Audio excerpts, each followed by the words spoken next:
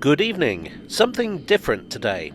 I recently received an invitation to see a new play at Brixton House. It's an adaptation of Alice's Adventures in Wonderland by Poltergeist Theatre.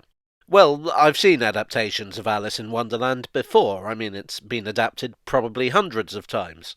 This version, I was told, was different. This one would be set on the Underground. Well, now you have my attention. So I went to see it, and here are my thoughts. I am not a theatre critic, but I do enjoy theatre. I have a little bit of experience on stage and behind the scenes. So, based on that, here are my opinions. I wouldn't call this a straight-up adaptation. The story is set in present-day London. Alice, an 11-year-old aspiring rapper, gets on the wrong train at Brixton and ends up being dragged into this bizarre world with elements that loosely resemble Alice's Adventures in Wonderland, with one or two bits of Through the Looking Glass thrown in. And it all takes place on the Victoria line. Alice is aware of the story she's partially reenacting, but the plot goes off in a very different direction from Lewis Carroll's book. There's a cat, there's a mock turtle, there's a white rabbit, but they're not as seen in the original. Also, they resisted the urge to refer to the cat as the Chesham Cat, which I honestly thought they were going to do by the end. Setting the story on the Tube is a pretty inspired move. The book Alice's Adventures in Wonderland was originally to be called Alice's Adventures Underground, and weird things on the Tube are all over the place. Why, a person could create an entire YouTube channel on the subject. If I was going to compare it to another fictional work, I would say it resembles Neil Gaiman's Neverwhere, which is another fantasy set beneath London. It also bears some resemblance to China Miéville's Unlondon. A lot of the jokes and characters revolve around the Tube, and I'd say you'll get a lot out of it if you're familiar with the system. I think they managed to work in something over 100 station names into the script one way or another. The production design is, in my opinion, absolutely flawless, and this is where my Tube nerd hat is firmly on.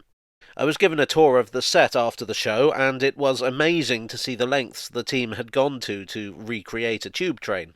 The seats have actual Victoria Line maquette. The signs are perfect parodies of real TfL signage. Incredible attention to detail. Tube nerd stuff aside, the costumes were fantastic, and there must have been some pretty quick changes backstage. The cast consists of 5 people, led by Kanisa Fiery as Alice herself. The rest of the cast play a variety of different characters, and it's all pretty ingenious. For instance, sometimes the doubling up has a direct bearing on the story. Alice's aspirations as a rapper become an integral part of the play with a very contemporary soundtrack. The whole thing is just very, very slick, and it's the kind of production that only works if everyone on stage and in the wings is on top of their game, which they were.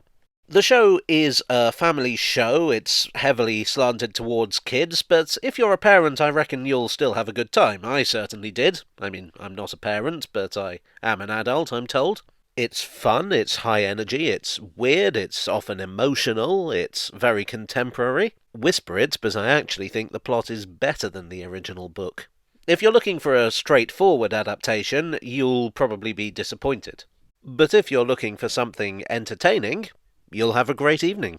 And if you're a Tube fan, you will definitely get a kick out of it. The show is running until the 31st of December 2022 at Brixton House Theatre. I'll put a little link in the description below. Again, I'm not a theatre critic, but I know what I like. Well, I hope you enjoyed today's Tale from the Tube about a tale from the Tube. If so, please do leave a like and consider subscribing for more.